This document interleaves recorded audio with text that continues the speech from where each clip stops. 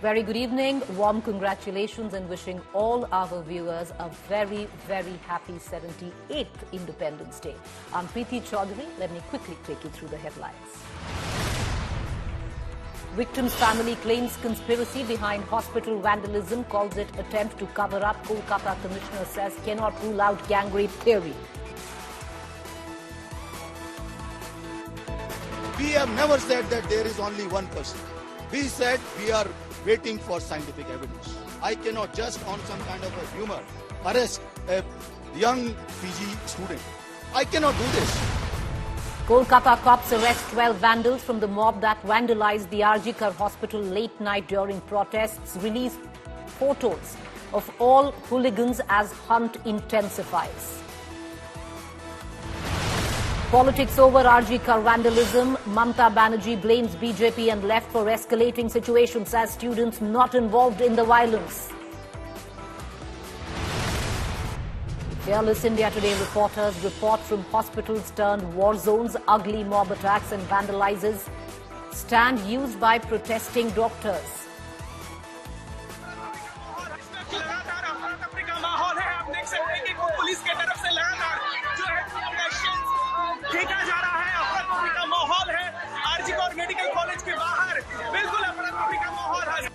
इस वक्त पुलिस जो है वो सिचुएशन हैंडल करने की कोशिश कर रहे हैं और इस वक्त आरजी कौर जो कि हॉस्पिटल में जो झमेला चल रही थी उस झमेले में इस वक्त बहुत ही खराब सिचुएशन है. Prime Minister Modi's direct message amidst Kolkata horror says punish gender criminals on priority. Asserts must create fear in criminals' minds. अब राक्षसी कृत्य करने वालों को जल्द से जल्द कड़ी सजा हो, वो समाज में विश्वास पैदा करने के लिए जरूरी है. Prime Minister meets Paris Olympians on Independence Day. Hockey team gifts signed jersey. Prime Minister lauds India's medal winners.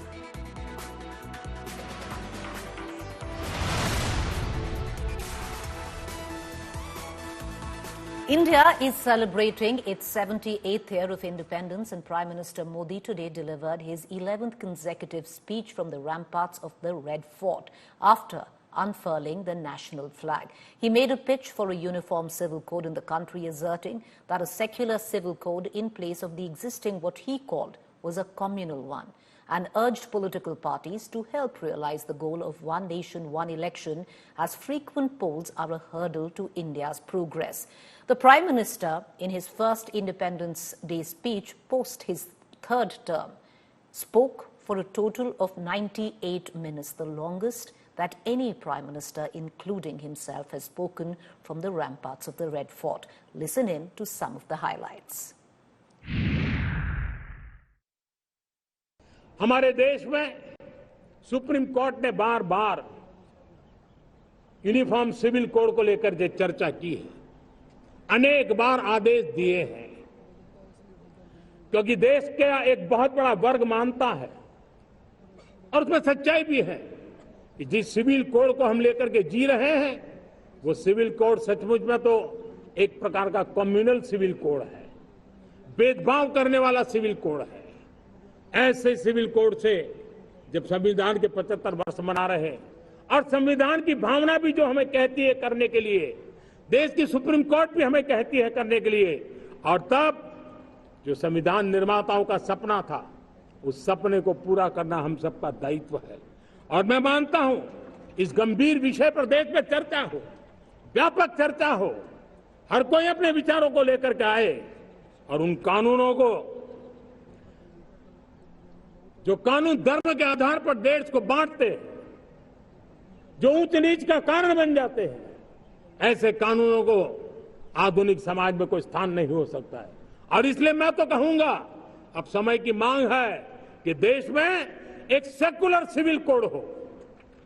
हमने कम्युनल सिविल कोड में 75 साल बिताए हैं, अब हमें सेक्युलर सिविल कोड की तरफ जाना होगा और तब जाकर के देश में धर्म के आधार पर जो भेदभाव हो रहे हैं, सामान्य नागरिक को जो दूरी महसूस होती है, उससे हमें मुक्ति मिलेगी. देश ने बार बार चुनाव इस देश की प्रगति में रुकावट बन रहे हैं, गतिरोध पैदा कर रहे हैं। आज कोई भी योजना को चुनाव के साथ जोड़ देना आसान हो गया है, क्योंकि हर 3 महीने 6 महीने कहीं न कहीं चुनाव चल रहा है। कोई भी योजना जाहिर करोगे आप तो मीडिया में देखेंगे, चुनाव आया तो फलाना हो गया, चुनाव आया तो फलाना हो गया। हर काम को चुनाव के रंग से रंग दिया गया है और इसलिए देश में व्यापक चर्चा हुई है। सभी राजनीतिक दलों ने अपने विचार रखे हैं। एक कमेटी ने बहुत बढ़िया अपना रिपोर्ट तैयार किया है। वन नेशन वन इलेक्शन के लिए देश को आगे आना होगा।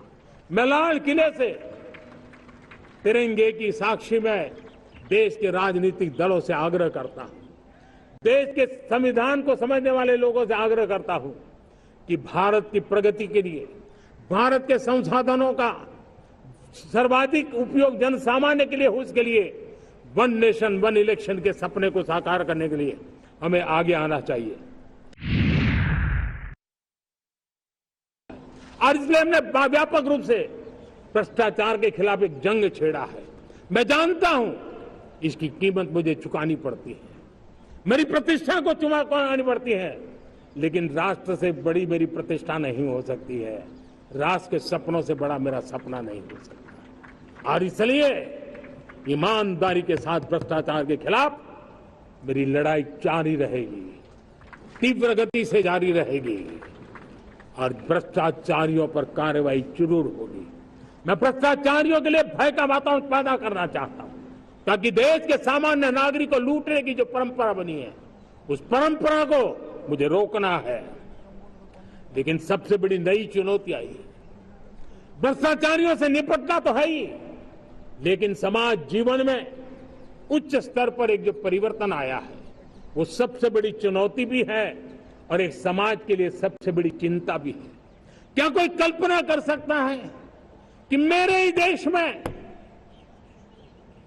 इतना महान संविधान हमारे पास होने के बावजूद भी कुछ ऐसे लोग निकल रहे हैं जो भ्रष्टाचार का महिमा मंडन कर रहे हैं, खुलेआम भ्रष्टाचार का जय जयकार कर रहे हैं। समाज में इस प्रकार के बीज बोने का जो प्रयास हो रहा है, भ्रष्टाचार का जो महिमा मंडन हो रहा है, भ्रष्टाचारियों की स्वीकार्यता बढ़ाने का जो निरंतर प्रयास चल रहा है, वो स्वस्थ समाज के लिए बहुत बड़ी चुनौती बन गया है, बहुत बड़ी चिंता का विषय बन गया है।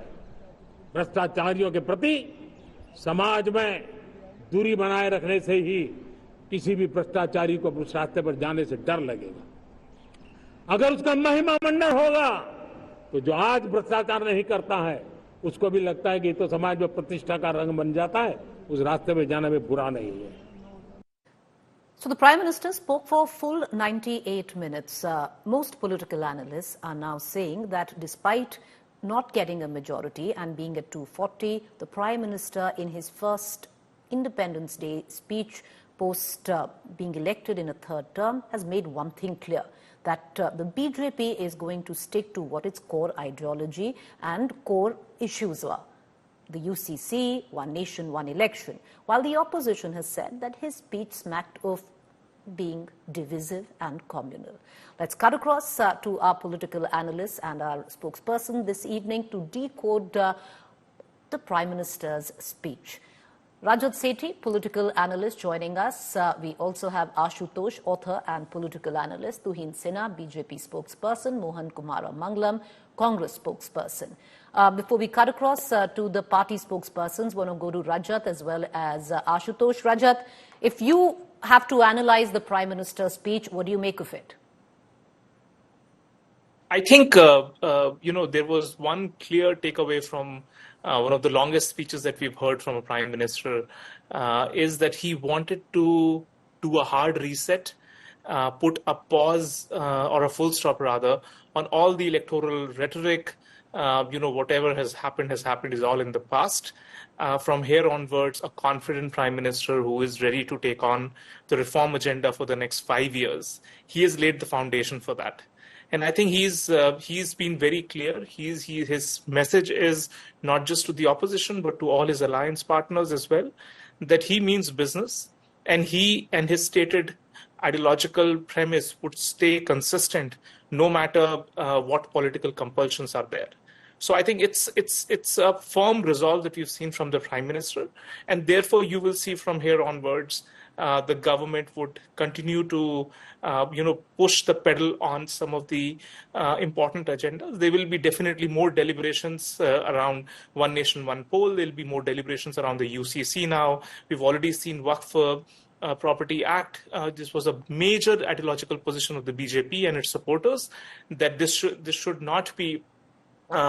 This should actually be removed, and we've seen movement on that front already. So I think loud messages, even this 5 years, would be a continuum, ideological continuum for the Prime Minister. Well, all right. The Prime Minister, as Rajat Sethi says, made it very clear that he means business to his allies. But will his allies play? Because even where the Waqf Board bill was concerned, it's gone to a select committee. And if you look at the select committee members, then it's going to be with the select committee for a fair point amount of time. But Ashutosh, quickly coming, what did you make of the speech? 98 minutes, not just the longest, possibly the longest speech that any Prime Minister, including Prime Minister Modi, has made from the ramparts of the Red Fort. I think it's indifferent, it's a repetitive, and it's self-contradictory. Self-contradictory for the simple reason, look at what he was speaking about, about the corruption. I think the Prime Minister and the whole party should introspect. What he is seeing from the Red Fort, was it the honest confession or something else? Is it true that all those people who have been accused of corruption charges and serious corruption charges, they were all brought into the BJP? And look at in the Maharashtra itself, the whole BJP is against it, the RSS is against it, how Ajit Pawar could be brought into the party, into the coalition. And the whole party is revolting against this. The RSS the magazines are writing about it. So the Prime Minister is talking about the corruption, then I can only say that he's contradicting himself. If there is a conviction, then the law should be equally applied to each and everybody, whether he belongs to the BJP, whether he belongs to Congress or anything. About Congress, calling the whole constitution as a communal constitution, I think this is something which I can only laugh at. Because if the BJP has discovered today, then I'm really surprised that after 75 years, today the BJP has discovered the whole constitution is a communal constitution. It's not a secular one. But he didn't, Ashutosh, where did he use the word constitution? It means the same thing, you know better than me. Sometimes the things which are not said, you are calling communal, and you want to make it secular. So that means you are insulting basically to our constitution makers. You're insulting Baba Saheb Ambedkar, insulting Sardar Patel. Ashutosh, many would say that's a political play of word. That's not what he meant. But just stay with me. Prime Minister on this day has to be very, very honest with the nation. That's what I can say. All right. Okay. Let me bring in our two spokespersons into the mix as well. Tuhin Sinha, BJP spokesperson. Tuhin Sinha, today the charge is that the Prime Minister might have spoken for 98 minutes, but he didn't speak like a Prime Minister, is what the opposition is saying. To use words like, a communal civil code really doesn't suit the Prime Minister. Would you reckon? Well, good evening, Preeti. A very happy Independence Day to you to all my co-panelists and to all your viewers. Well, this was the 11th consecutive speech of Prime Minister Modi from the ramparts of the Red Fort. And he was more energized than ever before. The ideological conviction is as unflinching, as steadfast, and at the same time, he was brimming with new ideas. So that sums up the frustration of this opposition, because they realize that, he's certainly not a Darawa Prime Minister. He's here for the next 10 years. I think the message is very clear. Now, there are 3 or 4 things which needs to be highlighted. Number one, the ideological conviction. He has been very candid on UCC, and yes, the Prime Minister has had an outspoken style. If it is a communal, if we believe it's a communal, UCC, I think Ashutosh may grimace over here, but he needs to be reminded of the words of B.R. Ambedkar, who had said that the UCC is extremely necessary. Now, the point is, at the same time, there are lots of fresh ideas. Getting 1 lakh people into politics with no political pedigree, obviously the plan would be made in the time to come. But I think that's a vision which has not been executed anywhere across the world. And to execute it in a country of the size of India, in the country of in the size of the diversity of India, would be absolutely remarkable. Plus, obviously, he was very harsh on corruption. He was very harsh on those state governments which have been shielding criminals involved in crimes against women. So I think it was an all pervasive speech. It was something which has, really made his intent very clear. He means action. Okay. And I think that is what is worrying this opposition. All right. Okay. As I'm going to bring in Mohan Kumara Mangalam, but allow me a rebuttal, Tuhin Sinha. You're right. In a lot of ways, where he spoke of bringing in more people in politics, where he spoke of medical seats, where he spoke of gender empowerment, especially crimes against women, a lot of it is reformist. But when you look at the other side, certain words, once again, you say that maybe the UCC in the country has been communal. On what grounds do you make that statement? Because that's a very big statement to make from the ramparts of the Red Fort.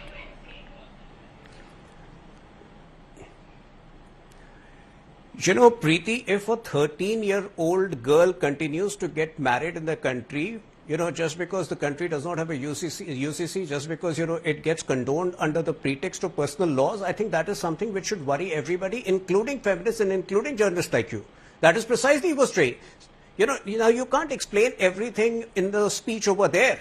But I think UCC is all about gender equality, and in the guise of pseudo-secularism, if certain parties have been encouraging practices which are detrimental towards, which encourage inequality in the society, I think it's about time to curb it. But yes, we have followed a different route. If you observe it, the state governments have taken a lead. Uttarakhand has implemented its UCC, the Goa state government has UCC, and to my understanding, a time could come very soon where most of our state governments would have implemented UCC, paving the way for it to be implemented at the national level. But Tuhin Sinha, many would suggest that the likes of UCC adopted by the government, Uttarakhand is highly troublesome in its nature, but that's a matter of another debate, understandable. Can I come in? Yeah, sir, allow me to bring in the Congress spokesperson, and I'll come back to you on that. Mohan Kumara Mangalam, the sheer fact that the Prime Minister made some very strong statements, this doesn't smack of a Prime Minister who's weak. This doesn't smack of a Prime Minister who doesn't enjoy majority. He seems to be fairly strong, and he's very clear. He's sticking to core ideologies, whether you like it or not. Preeti, I'm sorry I couldn't hear you clearly, but I heard the sort of the end of your question. And I'll say that the Prime Minister's speech has been fantastic in length, if not in substance. If he made this very speech in 2004, I think many more would have been impressed. But we've seen 10 years of what are only empty words and promises that he's not lived up to. The first Prime Minister itself said that uniform civil code is desirable, but everyone has to be taken along. The way we actually implement it is what matters. And if the Prime Minister's own allies trusted him enough to implement it in the way that it should be, then they would not be waiting for the draft, or they would not be waiting for his vision. I think their first reactions have been one of concern. So he can project strength, but there's many a slip between the cup and the lip, and he's not going to be able to bring anything through without either of his allies, neither of whom have actually come out and vociferously supported him. Even if his own 21st Law Commission said that it was neither necessary nor desirable. Now, as far as I heard Tuhin talk about child marriage, and I will just, for the education of everyone watching your show, they say that the Supreme Court actually is hearing a matter right now on basis of a petition filed by NCPCR on whether child marriages under Muslim personal law will prevail over the Prohibition of Child Marriage Act. So many of these issues where there is discrimination in one particular religion's personal laws are being challenged in court, and the court is or will rather take decisions in that matter. As far as Uniform Civil Code goes, I really believe the most important thing that we have to look at is how we go about it. I mean, Muslim law is not even codified. To codify, to reform, and then to reach a consensus, and which also I will say, to the benefit of the Prime Minister, he did speak about all of us have to have various discussions about this. I just don't think the world, or at least the world of minorities, sees him as an honest broker in this regard. As far as his rhetoric about women's safety, I mean, where do we start? Bilkis Bano, Asaram, Ram Rahim, Brij Bhushan Charan Singh. I mean, the list goes on and on about how Mr. Modi shields those who are misogynistic. And as far as corruption goes, there's only one way Mr. Modi cures corruption, is by making everyone who's corrupt join his party, making them chief ministers as far as the Assam chief minister is concerned, or even senior ministers, whether you go to Maharashtra and look at Praful Patel, whether you look at Ajit Pawar. The list goes on and on and on. Bengal Suvendu Adhikari. So I don't think anyone takes what he says about these things seriously anymore. I just wish the Prime Minister had taken a moment to talk about something more substantive. I mean, this is Independence Day. I wish you and all the panelists an Independence Day. And this level of statesmanship is still missing in him, which is very unfortunate. All right, okay. Rajat Sethi, I want to bring you back also with the Uniform Civil Code draft is concerned with the bill. Most tribes are missing from that, so it's really not uniform. Are we just looking at one particular community? But like I said, that's a matter of a completely different debate. Rajat Sethi, when we come down to what the Prime Minister emphasized on very clearly is one nation, one election. Once again, that's been a highly contentious issue. Right. No, I agree. And alongside mentioning these key reforms, he also highlighted that there is a need to build consensus. All political parties across the aisle will have to understand that he's not coming from a partisan position when it comes to these reforms. These reforms are good for the nation. Convincing that idea, taking it to various stakeholders is his government's job. They have done an elaborate exercise with the former President, Honorable Kovindji, who has gone through, has had several stakeholder meetings, has sat through various election commissions and various constitutional authorities, etc., and has drafted that report. Congress would do a good job by going through that report, who a former constitutional head of our country had painstakingly drafted. And then look at that report, look at the various provisions. He's gone into great detail, looking at various kinds of pros and cons, and try to address it. Why can't we ever have a civilized debate which is non-partisan in nature? Is it not true that every 6 months we get into the election cycle and each of these states get into poll? Maharashtra, for a matter of fact, for the past 6-7 months has been embroiled in an election cycle and model codes that go on with it. And for further 3 more months at least, it will again be involved in the election cycles. All the key ministers are campaigning. The opposition is campaigning. Everybody is campaigning for the past 1 year of one of the most industrialized state of our country. So my point is, look at certain things beyond your political cocoons. Come out of it, give it an honest thought. If it doesn't make sense, ask the right questions in public domain. Okay. If you do not find answers, raise the concerns, take it to the public. We need to rise up, especially on a day like this, Independence Day, when we, recall and sort of pay homage to all the martyrs who sacrificed their lives for our freedom. And we as a nation can't even have a civilized debate on a topic which doesn't seem partisan at all. All right. And this is where I think he has tried to reach out to various stakeholders. All right. Ashutosh, you want to weigh in on that, especially where the allies stand, because the JDU has made it very clear that they are with the government when it comes down to one nation, one election. The TDP unclear on their stand. They are anyway having one nation, one election. See, first of all, if the idea of UCC is that live-in partners should get registered, then I'm sorry, this is not a reform. This is basically taking the country 200 years back. Fair point. That's the Uttarakhand. This is something. Yes. This is something which is bizarre. I've never heard. I'll compliment my Prime Minister if he comes out openly and says anybody who goes for the interfaith marriages, the intercaste marriages, I am going to promote them and I am going to appreciate them. And on record, there will be certain incentive for that. But here is a movement to stop the interfaith marriages at all. There should not be any intercaste marriages. The young kids should not be mingling with each other, should not be living with each other. They have to be registered, and the police will come with a baton and beat them up, left, right, and center, and then some bigot will come with some color, and will make them do some made a kind of a thing. So if this is the idea of reform, then God can only save us. Secondly, let's not talk about the gender sensitivity with this party for the simple reason. Have you forgotten the Braj Bhushan Saran Singh? Have you forgotten Bilkis? Have you forgotten Kathua? Have you forgotten? And for God's sake, Baba Ram Rahim, how many times he's going to get parole? How many times? Just because his followers are in lakhs and they should be voting for the BJP in Haryana election. This is shameful. The man is convicted twice for the rape of a woman and murder. And he's getting bail, paroles all the time. And I will really give points to the Prime Minister if he openly says, I am going to launch a movement against the dowry debts. BJP and RSD will never talk about the dowry debts. Will never talk about interfaith marriages. Will never talk about intercaste marriages. They will only go and support people like Brij Bhushan Saran Singh. What a shame this is. Manipur women are not women, but Bengal it is gender issue. Manipur is not a gender issue. The man who should be resigning for the long back. He's still continuing with the. What a shame. All right. Ashutosh, I think you just wanted to vent because the question I asked was completely skirted. I'll come back to that question later. Fair point. Yes. No, I'll come back to you, sir. Sir, you've used your time. No, Ashutosh, sir, you've used your time. I'll come back to you later. Allow me to go to the spokespersons then. I will come back to you. Mohan Kumar Mangalam, the fact is, you talk about gender violence where the BJP is concerned, but you're none the richer. Try to get the Hooda say one word against Ram Rahim's furlough or parole. Not one. Will they oppose it? Absolutely not. I can't hear you at all. You can't hear me? I'm sorry, I can't hear you at all. All right, we're going to correct that audio line. But I can't hear you. I'm going to correct that audio line and we're going to come right back to you. Tuhin Sinha, I want to bring you in. Would you want to respond to Ashutosh?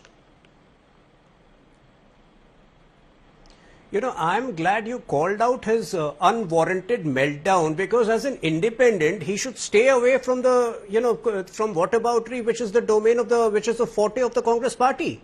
At least on Independence Day, try to be independent when you're coming in as an independent analyst. That's his point thought. Is, he was referring to some, UCC clause. Mr. Sinha, that was not his thought. Come on, you also called him out. No, I didn't call him out. I just said he avoided my question. Be consistent in your thoughts, he had a piece that he had to say, and that's that.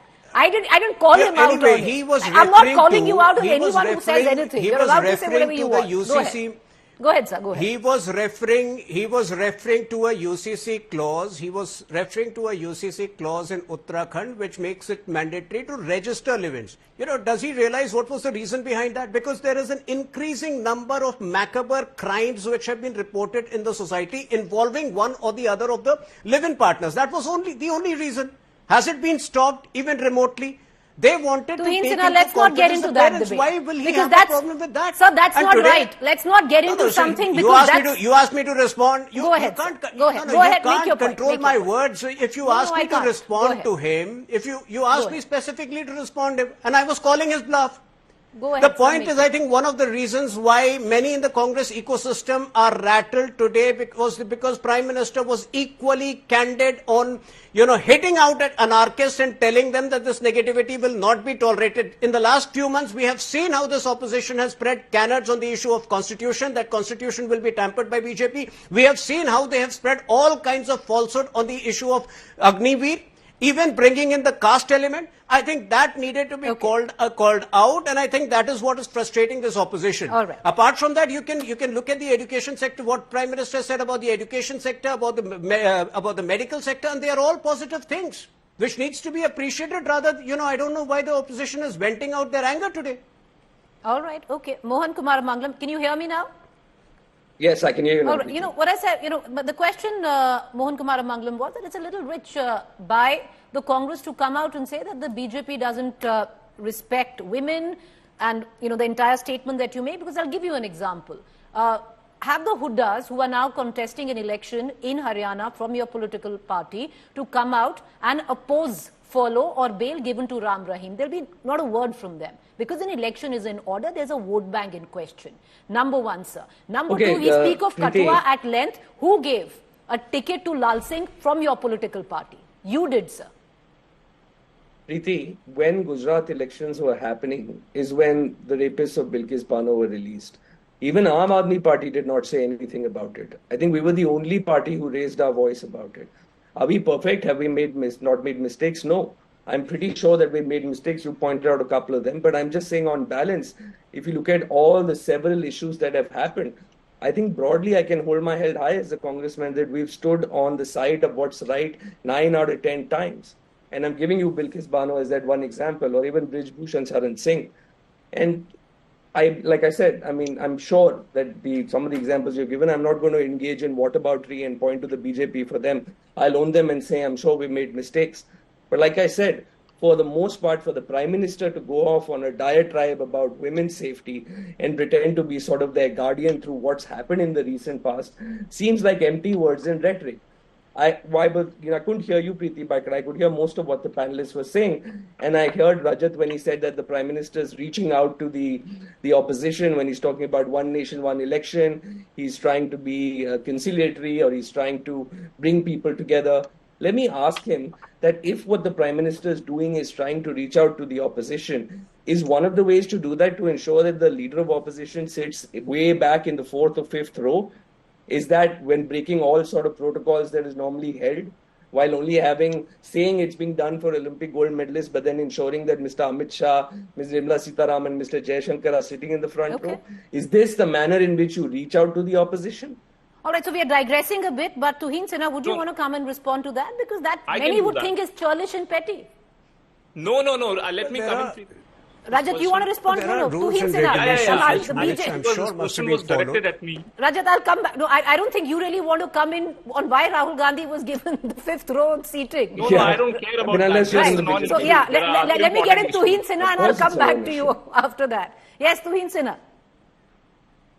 No, I'm sure, Preeti, there are rules and regulations with regard to seating arrangements which would have been followed. No. I'm not exactly privy to why the fifth seat, the leader of opposition should have been accorded the front row. No, I'm not aware of the reasons why, because like I said, the rules and regulations would have been followed. Why would we put him in the back seat? I'm sure there were certain rules which were being followed, and which is why he was there. What do you mean? Everyone knows what protocol is. What kind of response is that to him? All right, maybe he doesn't know. This wasn't the debate for that. We've digressed from the debate. Maybe he doesn't know because we were not discussing this. But the fact is, Tuhin Sinha, just to get you up to speed, the LOP, as per protocol, is accorded the front row. So many thought, why was he sitting in the fifth row? The official explanation by the government is that the defense ministry was responsible for the seating. Like I said, you should wait for an official response from the organizer. And I don't think why would Congress, why would Rahul Gandhi feel slighted? He should have a little more confidence. These things don't affect the political leader. So the official response by the defense ministry is that the reason Rahul Gandhi was given the fifth row in seating is because the Olympians were there, and therefore to make room for them, he was given the fifth row. This is possibly the first time that we've seen the LOP sit in the fifth row, and that's where the entire controversy is. But we were digressing from the main issue. Rajat Sethi, you wanted to come in, respond to Mohan Kumar. No, wait. Preeti, now that you've digressed, I'll update you. Ministry of Defense has just issued a clarification on that, that he was allotted the first row, but out of, his willingness to sit amongst the Olympians, he went back and sat there. Even the Congress party has now acknowledged and said that, yes, it was his wish to go back and said, this is the recent but the last we heard was to make room for the Olympians. Mohan Kumar Mangalam, then it's... Then it's I think Rajat Sethi is just happened. You just with your own spokespersons. I was in another television discussion and they were celebrating Rahul Gandhi that he actually gave up his front row seat and went back. That's how clueless. All right, so come on, Mohan Kumar Mangalam, then that's an unfair charge if it's true. If there is an official, if there is an official, for a political leader, so let's go one by one. Let's go one by one. Let's all go one by one. I did not come in. Okay, Rajat, you made your point. You're done, I thought. Somebody's making a point. Right? Rajat, you made your point. Let him answer. Have the decency, Mohan. When somebody is speaking, I did not come in and start blabbering the way you are doing, okay? I'm not blabbering, Rajat. Guys, come on. Can we just get some decorum? Very well, you are. Fair amount of bonhomie. It's the Independence Day. Can we all take a minute? Just by the fact that you are in Congress party doesn't make you special, okay? Just no, 1 second. Everyone's getting equal time. Everyone's getting equal time. Mohan Kumar Mangalam, can I just get Rajat Sethi to make his point and I'll come right back to you. Rajat Sethi, go ahead. Make your point. You should please lower his feeder so that he doesn't interject when I'm speaking. Make your point, sir, quickly. Make your point. Now, the point is that, first of all, where he sits is not a national issue. If he himself has chosen to go out and sit between the Olympians, so be it. Half of the Congress party is celebrating his move. The problem is that these Congress people, they don't even know what this person is up to. He wants to be in the heart of the news and he'll do all the theatrics to do that. Let him do that. That's not an important point. The important point is that when Prime Minister took up certain bipartisan issues, what is Congress's response? I want to genuinely understand, isn't too many elections round the clock in every state, year after year, throughout the year. Can Congress not come out of its frozen thinking on this topic come out and tell the citizens that Mohan Kumaram Mangalam, would you want to come in? Because we are a country which is constantly in election mode. In exactly a month, we are going to be in Haryana, Maharashtra, Jharkhand, Jammu, Kashmir. Go ahead, sir. Preeti, first of all, I thought he was done. And I think when you started speaking is when I started speaking. There's no reason to get personal and use words like blabbering. It just vicifies the debate for no reason. Secondly, as far as one nation, one election, one leader, one person will be chief minister, prime minister, and maybe even panchayat president, God knows, or mayor. I don't think it's something that's feasible. The plan has to be seen as to how it's going to be implemented. It remains to be seen which governments which are opposed to the BJP are willing to actually shorten their term, or those who are willing to maybe stay along longer for the BJP in order to make this a possibility. How it's implemented, really, the devil is in the details. For me to be able to actually say, or for the Congress party to be able to say this is a viable option or not. These proclamations have been doing the rounds for a while now, but I don't see any feasible way in which it's possible. And for the prime, and once we even doing it, if it is implemented, we couldn't even do one Lok Sabha election in a couple of phases, which we'd done a decade or so ago. It took us 7 phases. If we are talking about one nation, one election, what are we talking about? 28 phases, 30 phases? Maybe that's something. That's the first thing that the Prime Minister needs to clarify. All right, okay. Let's get in quick comments. Ashutosh, would you want to finally answer the question that I asked you about one nation, one election? Because like I said, one of the allies is on board. The other one, in all probability, will be. Because it anyway votes with the Lok Sabha election. See, these are all just arguments for the sake of arguments. This one nation, one election means killing the diversity in the country. And to say that one nation election is needed for the development of the country, I want to tell the entire brass of the BJP, then since 1991 onwards, the country has progressed in terms of GDP index and every index. When the elections were happening after every 3rd month, it did not stop. If you do not have have intelligent people who know how to unleash the animal spirit of economy, then obviously there will be jobless growth. I'm telling you, this is basically to kill all kinds of competition and killing the regional aspirations. That's nothing more than this. Where was the country when the one nation, one election was happening? What was the GDP growth then? When the GDP growth has become so powerful in this country, 1991 onwards. When the GDP growth had gone down, 2014 onwards. When you have a demonetization, when you have GST implementation, when suddenly you stop the entire country during the corona, then economy is going to tank. Among all the countries, minus 26 degree GDP, minus 26%. Among all the top countries, we were the least there on the pad. So you need talent. You don't have talent. Go ahead. Okay. All right, Tuhin Sinha, final rebuttal, you can come in on that, because the charge by the opposition is that the Prime Minister just wants to push himself through as a man of reform and hasn't thought over the repercussions of it.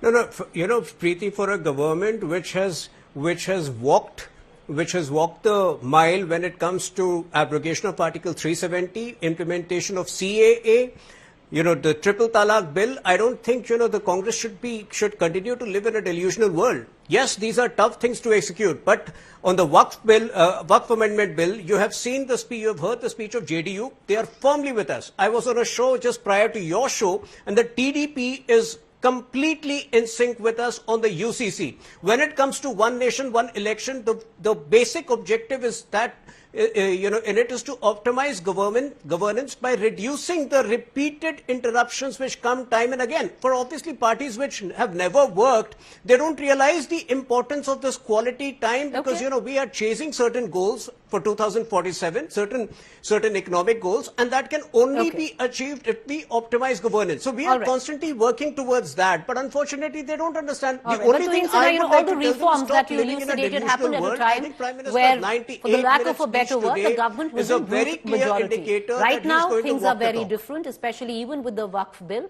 You've seen it's gone to a select committee, and what I pointed out right in the beginning, if you see the members of the select committee, it's going to stay there for a while. But we're going to keep... we have the numbers. Don't worry about that. All I'm saying is if you look at it, what's gone on in the select committee, it's going to stay there for a while. We have the numbers. We have the numbers. It's about audacity of hope. Sorry, Rajat? It's about audacity. You need to be audacious when it comes to hopeful ideas of this country, not be clogged in your mind. What do you mean by audacity? जैसा चल रहा है वैसा ही चलना चाहिए आशुतोष जी के हिसाब से, कुछ बदले ही नहीं, ऐसे ही ग्रो हो जाएंगे। आप ही करना चाहिए रजत के हिसाब से, आप ही करते रहो, काम करने की जरूरत नहीं। Imagine, Preeti, the amendments we are bringing to the Waqf bill were recommended in the Sachin Commission. We've digressed so much in this debate, but let's just end it here. I wish all four of you a very happy Independence Day. Enjoy a good meal and a holiday. And thank you for coming on the show. Let's move on right now. Let's quickly move on in the bulletin. In midst of Independence Day celebrations at the Red Fort this morning, a political row has now erupted, what we just discussed a short while ago, where leaders of opposition Rahul Gandhi was seated during the event, not in row 1, but in the 5th row. While in row 1 was the Chief Justice of India, in row 2 were Olympians, in row 3 were bronze medalist, star shooter Manu Bhaker, and seated in row 5 was Rahul Gandhi. The Congress has hit out at the Modi government, calling it churlish and petty. Meanwhile, the Ministry of Defence has clarified on the seating arrangement, saying that the front rows were accommodated for Olympic medalists, and that is why the LOP was shifted to the back against the usual protocol. आज स्वतंत्रता दिवस समारोह पर नेता प्रतिपक्ष राहुल गांधी को 5वीं line में बिठाकर नरेंद्र मोदी आपने अपनी कुंठा तो दिखा दी, लेकिन इससे राहुल गांधी को कोई फर्क नहीं पड़ता है। कोई फर्क नहीं पड़ता कि वो 5वीं रो में बैठे या 50वीं रो में बैठे, वो जननायक है और उसी शिद्दत से लोगों के मुद्दे उठाएंगे जैसे वो उठा रहे हैं। नेता प्रतिपक्ष लोकतंत्र में इसलिए जरूरी है क्योंकि वो सरकार को जवाबदेह बनाता है, वो सरकार को कटघरे में खड़ा करके लोगों के मुद्दे उठाता है। असलियत यह है कि राहुल गांधी से आप लोग असहज हो जाते हैं। वो आंख में आंख डाल के आपसे सवाल पूछते हैं, वो आपके भ्रष्टाचार को, आपकी नाकामियों को, आपकी विफलताओं को आपके मुंह पर कहने की ताकत रखते हैं, तो आप उनसे आंखें चुराते हैं। हम भी जब सरकार में थे तो भारतीय जनता पार्टी के नेताओं को हम पहली या दूसरी रो में बैठाते थे, मुझे अच्छी तरह याद है, ये आपको भी याद होगा। लेकिन इन्होंने जानबूझकर संविधान की सारी परंपराओं को, नियम कानूनों को की धज्जियां उड़ाते हुए राहुल जी को 5वीं रो में 5वें स्थान पर बैठाया। अच्छा किया कि खिलाड़ियों के बीच बैठाया, जहां उनकी बातचीत भी खिलाड़ियों से हुई, अच्छी बात है। लेकिन ये दिखाता क्या है कि या तो राजनाथ सिंह जी उस बात से आहत हैं कि अग्निवीर को लेकर राहुल गांधी ने उनको बहुत घेरा और सही किया घेर कर, और या फिर प्रधानमंत्री का छोटापन यहां भी दिख रहा है। Well, away from the politics at the back of the Independence Day, let's get you the latest coming in from Kolkata. What started out as a justice protest for Abhaya quickly turned into a night of mayhem in Bengal's capital. It was at the stroke of midnight when women took the streets in protest, but soon after that, mobs took over. Just a little after the stroke of midnight, a mob runs right amidst peaceful protest demanding justice for Abhaya in Kolkata.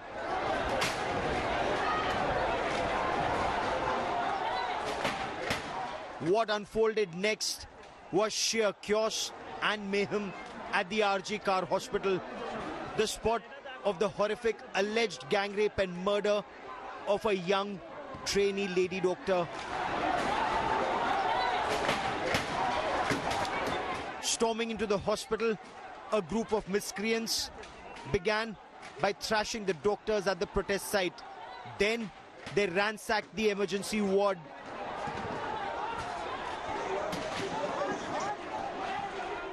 The mob vandalized the medical facility.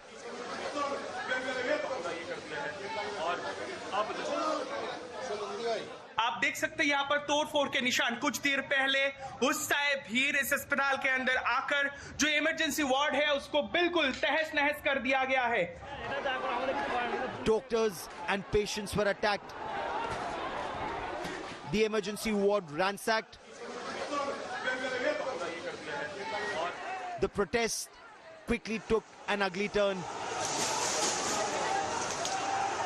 इस वक्त लगातार अफरा तफरी का माहौल है। आप देख सकते हैं कि पुलिस की तरफ से लगातार जो है देखा जा रहा है। अफरा तफरी का माहौल है आरजी कौर मेडिकल कॉलेज के बाहर।